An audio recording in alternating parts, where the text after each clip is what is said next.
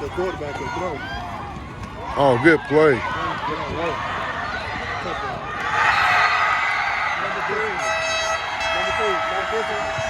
Holding pass complete to number 13, Xavier Bombers take the Jackson. lead. Completion results in a Bombers touchdown. Welcome to Keeping It Real 100 High School Sports. Here with Coach Zoe Williams of the Westmore Jaguars. How you doing, Coach? Doing good, man. Doing good. Just blessed to be here, man. Blessed to be here. So tell me, what does it feel like going against your alma mater, Midwest City, on week 0? Yeah.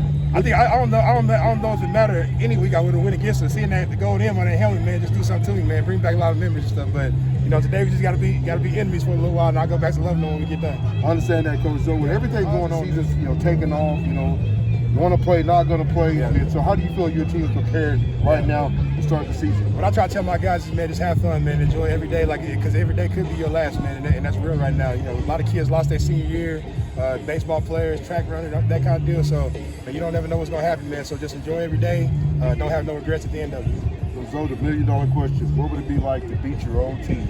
Man, it'd be great, man. It'd be great. You know what I'm saying? I'm excited about playing them. I know they're going to have a good team. Coach Hall's doing a great job over there. So I'm going to try to do what I can to come out with the W, though.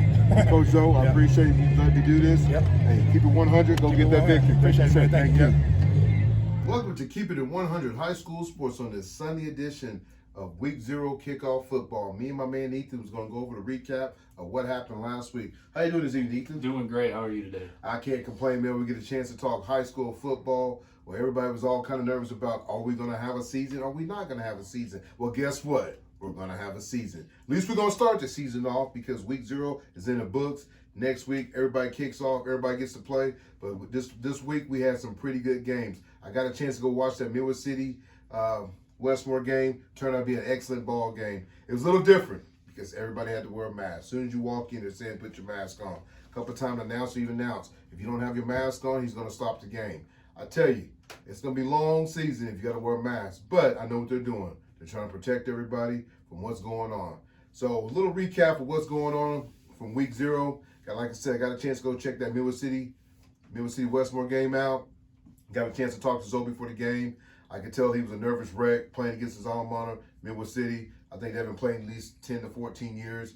Guess what? Midwest City got the big upset over the Westmore Jaguars. That's what I'm trying to tell you, folks. You don't know who's going to win. It's going to be a big, big time this year in high school football because I think it's wide open for anybody to win.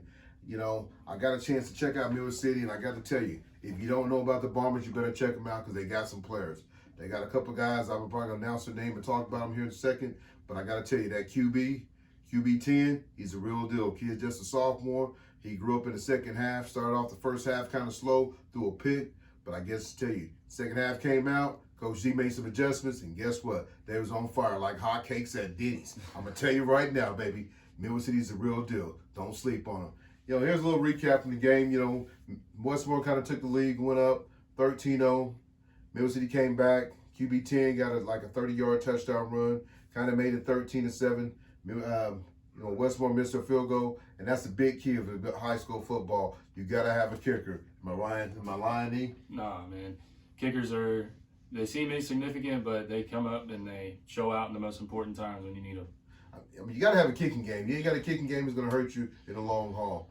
Well, like I tell you, Midwest City got a kid named Mikael Smith. I think he's committed to Oklahoma State. Number 2, best player on the field all night. I mean, the kid played balls out. I'm telling you, offense and defense, he was legit. He had playing on defense. He played corner. It was kind of like Deion Sanders out there. He shut down his own island. Nobody kind of threw his way. First play of the game, Westmore comes out and tries to throw on him.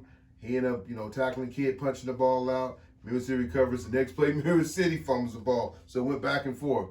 But, that's what happens when you don't have a chance to have spring ball. Stuff like that happens, You're not getting that many practice. You got to stop, take your breaks. You got to be, 6 feet from everybody, whatever kind of rules they got, no SSA got going on. But I tell you right now, everybody's going to be like that the first couple of weeks until you kind of find yourself. Right now, all these teams are trying to think about that Broken Arrow game on ESPN. Man, it was amazing, just having that spotlight here in Oklahoma. You really don't get that too Big much time. As far as high school sports go, but it's a really big deal around here.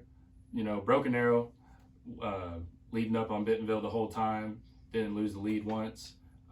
Some point during the game, Broken Arrow had scored 17 unanswered points. And then That's crazy. Here comes Bentonville trying to make a comeback. They get up to about the 23, 29. Broken Arrow's still up. And then they Broken Arrow scores off their own fumble. So Bentonville, Bentonville forced a fumble. Guy scoops it up, runs it in the end zone, and from there, Bentonville was done. You got their running back Marianne Horn had 181 yards rushing. You know, people are calling that his coming out game. Nobody really knew of him. He comes out there, runs 181 yards, putting on a show, put his name out there. Probably going to be getting a lot of attention from that. And then their quarterback Jake Raines, 191 yards passing. You know, it's pretty good. You know, scoring 50 points, having both sides of the ball going, the run game, the pass game. It's pretty good. Broken Arrow, you know, been a top dog. They're reigning state champions in 6A1, top dogs in 6A1. I don't see any decline coming from them. So no, they're legit. I tell you, like I said, Middle City, they had a couple of good players. I know there's a kid named Brandon Wright. It's funny. Brandon Wright started at Choctaw. I'll take that back. He started at Middle City, went to Choctaw, went back to Middle City, went back to Choctaw. Now he's at Middle City. He had an outcoming party, man. I got a chance to watch the kid last year in spring ball. I'll take that back. He had spring ball last year, and he was over with the Choctaw Yellow Jackets. And spring ball, he kind of went crazy. I mean, he'll come up and hit you. I tell you right now, Millwood City secondary is loaded. They got a couple guys up front, man. The funny thing is that a kid, his name was Friday. I remember that because it was Friday night on a Friday night football game. I thought that was kind of cool having that name. But he kind of had a coming out party on the defensive end. They put him in a little bit at tailback, and once he got going at tailback, hey, the running game got going. I think that's the only thing I think Millwood City's kind of lacking. They don't have a true tailback, but they got all the other faces from from a quarterback to the receivers to the defensive line, secondary, even the offensive line looked really good. And that's something I got to say. Coach D did a real good job getting these guys prepared for this Westmore game. And I got to say, all the years I've watched Middle City play, especially early 90s when I played and my brother played, and kind of watching them under Huff, but I tell you, this team was very disciplined. Didn't make a lot of the dumb mistakes, jumping off sides, you know, personal foul. That's what shot Westmore, you know, in the foot. You know, personal fouls, you know, number 2 for them. Good ball player. You know, name is O'Shea, great receiver. He was over at Dell City, switched over to Westmore, but he made some plays that you know you can't make in a crucial game. You gotta be smart when the game's on the line. You can't go off and have dumb penalties. You know, and that's the thing about, you know, I know Coach Zoe will get those guys coached up. I know he was very upset losing that game. Why don't you lose to your team that you played for? Help you get into college where you wouldn't play at Missouri, then you go off and you get beat by a smaller 6A2 team, and you're the big 6A. You can't have that. You just can't have that. You know, it's high school football, man. You guys got to be prepared and ready to go play ball. Don't think because these teams are smaller, they're going to lay down for you. That's not going to happen. Am I right or wrong? Oh, yeah. You know, you see it all the time. You know, they'll kind of schedule what they call a homecoming game. You know, you play some little opponent, you know, from a lower class. They come out there and they'll shock you, you know. And I think a lot of those lower schools, you know, it could be dangerous because a lot of those kids play with a chip on their shoulder. That's it. You know, going into that game, they're like, you know, in the mindset. I know when I played high school football, just graduated from Choctaw, played at Choctaw last year. I remember when we'd go into a game, we were playing a big opponent. I remember as week 1 of the playoffs, we're playing Muskogee. Everybody was up on Muskogee. Everybody was up on Muskogee. Oh, yeah. Go in there, you know, we had the chip on our shoulder. We come out there with a win, end up playing in the semifinals. And, you know, that's just the mentality that you got to have if you're a smaller team. You know, you got to have that chip on your shoulder because everybody's going to be talking about that bigger team. So you got to come out there. And it's funny, you know, we talk about some of the games, you know, Westmore, sophomore, you know, Westmore, Moore, sophomore, get a new head coach. Josh Norman played at OU. Now he's a new head coach over at sophomore Sabercats. And I'll tell you this, sophomore went down to Booker T, made it a game. It was 10-28. You know, this is 2 things I'm going to say. Either Josh Norman got those boys going in the right direction, or Booker T is not who we thought they were. People got Booker T as one of the top teams that's going to win 6A2. I'll tell you right now, if you're going to play an opponent like sophomore, they got a lot of kids coming back, but went 1-9 last year, and you play them to a 10-28, that kind of scares me a little bit. There were some big upsets this weekend. I know Bobby Clean got his boys going in the right direction. Over there at Sand Springs, a big win over Sapopa, 21-17. Hey, I tell you right now, Hey, it's wide open. Hey, I hate to say this, but them Yellow Jackets are looking good because, hey, Booker T had a tough game against sophomore. Big upset this weekend was Bishop McGinnis beating up on Muskogee. I mean, 20-13. I figured Muskogee have a chip on their shoulder after getting beat by Choctaw last year in the playoff. I figured they'd be hungry, ready to come play football. Getting beat by Bishop McGinnis, a 5A school? Are you serious? Come on now. I mean, I'm saying that they must not have been prepared, ready to go play ball. No. But I know it's week 0, and like you said, a lot of these teams to get a chance to have any summer camps, any 7-on-7. So right now, it's still like having a scrimmage. And pretty much, if you're playing week 0, you probably only got one scrimmage. You know? Yeah, a lot of teams only.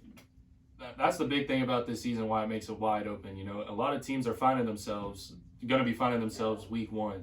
You know, without spring football, 7-on-7, you know, you kind of get an idea who your guys are, who you're going to have out there. But, you know, with COVID going on and everything, everybody's finding it out right now.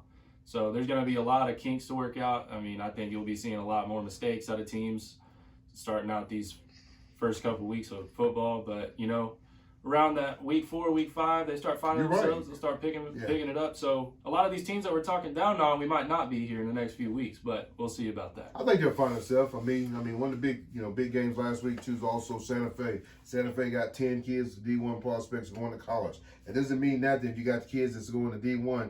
I mean, right now these coaches are kind of recruiting off your huddle tape or a little video they seen of you. They're not being able to get out to the school and really evaluate you. So are these scholarships really going to stick? We don't know. But I'll tell you right now, when you got 10 Division I prospects at Edmond Santa Fe, you go down and you play at Walson, you get beat 48-21. I mean, that game should be a little bit closer. That should be, most people think that's going to be your 6A1 state championship. But I tell you right now, Walson's still a team to be reckoned with because if they're beating people like that, in the next couple of weeks, you're going to have some big-time ball games. We're going to talk about what's coming up here in the next few weeks. But, let's talk about, the COVID, what's going on with all that, man, because a lot of teams got their scrimmages canceled last week because of the simple fact they didn't get a chance, with kids coming down.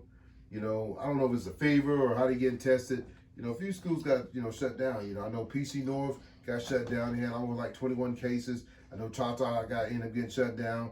I think they had 1 case. But, everybody's trying to be, proactive and, make sure no one else get caught. But it's still going to be tough because I tell you this is what really scares me. If you're getting it now, what happens in week 5 or week 6 when you need that big win and you do catch a case of 21 kids or 22 kids or your starting quarterback goes down? What do you think's going to happen? Man, I mean, that's the big deal with this season, this COVID-19 pandemic. You don't know what's going to happen, It could start with one person and then you got a whole breakout in your school. So, I mean, I think a lot of guys just need to when they're at home, stay at home, go to school, go to practice. I know being in high school, going in, you're a kid, you want to go out and have fun. But I think for right now, just for the safety, just stay inside when it's necessary.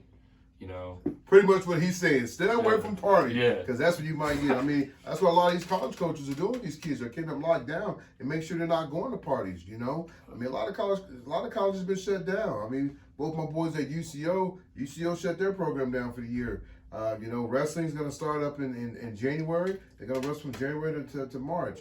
It's funny, I get a text the other day from Coach Stiley, the head coach of UCO, and he texts me and says, hey, man, your son Gabe is doing good. I know we're talking football, but I got to brag on my boys a little bit too. But it was good for him, the coach, to text me and say, hey, man, your kid's doing good.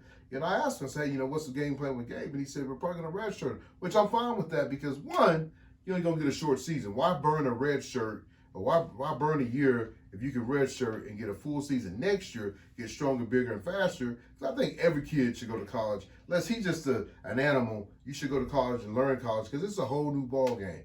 You got to get up by yourself. You got to get to class. You got to do class online, or class in the classroom. It ain't like going to Choctaw, going to Middle City or Del City and these other schools where the bell rings and tells you to go to the next class. No one's telling you to go to class. You got to go to class on your own. Oh, yeah. I mean, you're going through that yeah, right I'm now. finding that out for myself.